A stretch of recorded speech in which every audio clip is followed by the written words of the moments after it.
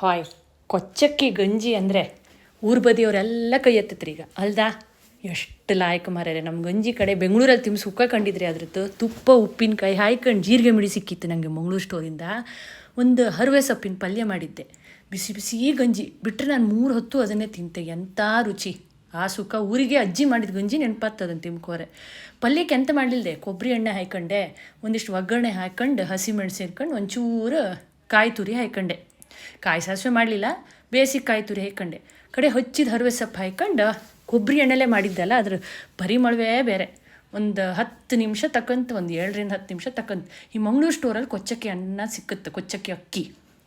ಅದನ್ನು ಸ್ವಲ್ಪ ಬೇಗ ಬೇಯಲಿ ಅನ್ಕೊಂಬಿದ್ದು ಬಿಸಿನೀರಲ್ಲಿ ಬೇಯಿಸಿ ಒಂದು 7ರಿಂದ 8 ವಿಸಿಲ್ ತಗೊಂಡೆ. ಇನ್ನೂ ತಿಳಿ ಮಾಡ್ಲಿಕ್ಕಿತ್ತ, ಗಂಜಿ ನೀರು ಕುಡಿತಿತ್ತು ನಾವು ಉಪ್ಪು ಹಾಯ್ಕೊಂಡು. ಇವತ್ತು ಅದನ್ನು ಮಾಡಿಲ್ಲ. ಹಾಗೆ ಹೈಫೈ ಊಟ ತಿನ್ನಿ, ಗಂಜಿ ಸುಖ ಯಾವುದಕ್ಕೂ ಇಲ್ಲ ಕಂಪ್ಯಾರಿಷನ್, ಹೌದೋ ಅಲ್ದಾ.